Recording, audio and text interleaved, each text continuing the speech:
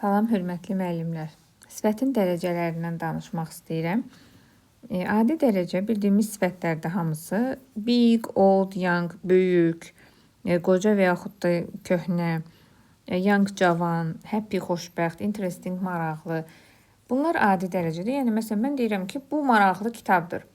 This is an interesting book. Bakı böyük şəhərdir. Baku is a big city. Bunlar adi dərəcədədir. Amma mən demək istəyirəmsə, Bakı Gəncədən daha böyükdür və yaxud da Bakı Azərbaycanın ən böyük şəhəridir. Onda artıq bizə müqayisə üstünlük dərəcələri lazımdır. Müqayisə dərəcəsində sifəti düzəltmək üçün sifətə ER, yəni bir hecalıdırsa və yaxud da iki hecalıların demək olar ki, yarısına ER artırırıq. Əgər iki hecadan daha artıqdırsa, sözün əvvəlinə more artırırıq. Məsələn, bunların dərəcələnməyinə baxaq. Big, böyük, müqayisə dərəcəsində olacaq. Deməli, əgər yadınızdadırsa demişdik, bu bütün şəkilçilər qoşulduqda belədir. Əgər sözün sonu samit, sait, samitlə bitirsə, onda buna şəkilçi qoşanda bu samit qoşalaşır. Ona görə big belə olur. Bigger, daha böyük. Old, daha yaşlı və yaxud da daha köhnə olanda olacaq. Older, young, daha gənc, daha balaca deyəndə deyəcək younger. Happy yenə də sözün sonunda I ilə bitir, Y hərfi ilə bitirsə, Y sait rolunu oynayırsa, yəni I kimi oxunursa happy. Onda bunu Y I-ya çevrilir, happier. Interesting, görürsünüz, interesting. 4 dənə hecası var. Ona görə bunu artıq ER artırmırıq, more yazırıq. More interesting. Bu oldu daha maraqlı. Yəni qarışdırmayaq please. Very deyil. Very çox deməkdir. Very'ni adi dərəcədə işlədirik. Very big çox böyük, very old çox köhnə, çox gənc və s. çox xoşbəxt. Bunlar adi dərəcədə işlənir. Müqayisə dərəcəsi dediyimiz daha deməkdir. Məsələn, daha böyük, daha yaşlı, daha gənc, daha xoşbəxt. Üstünlük dərəcəsi isə mütləq sifətin əvvəlinə Z artırırıq. Sonuna isə EST və yaxud da most. Yenə eyni qaydada. Əgər bir hecalıdırsa və yaxud da iki hecalıların bəzilərində EST, ikidən çox hecalıların hamısında most. İndi böyük, ən böyük olacaq Z biggest. Older olacaq Z oldest. Young, daha ən gənc olacaq Z youngest. Z happiest, ən xoşbəxt.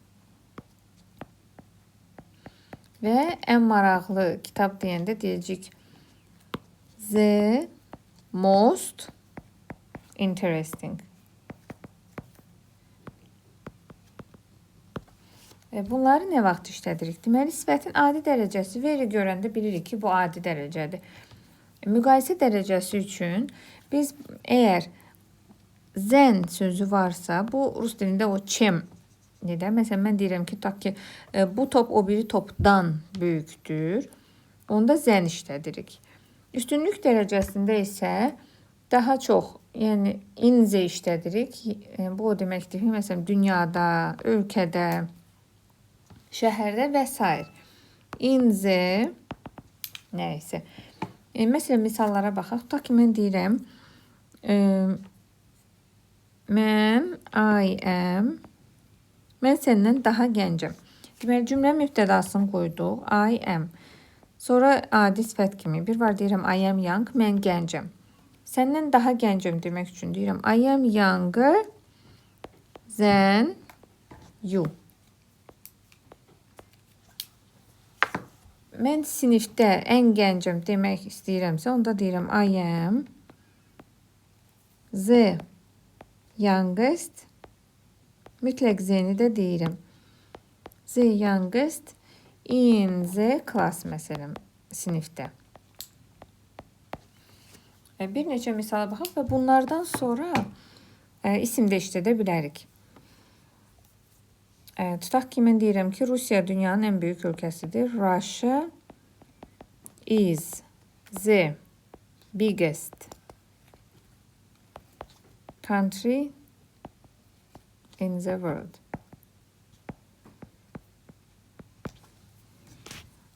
Rəna sinifdə ən gözəl qızdır. Onda deyirəm Rəna is the most beautiful girl in the class. Deməli, Rəna, mübtəda, xəbər, sonra qoyduq sifəti, z-ni mütləq qoyduq, most-u qoyduq. 2 hecadan daha çox olduğuna görə most, ən gözəl qız sinifdə.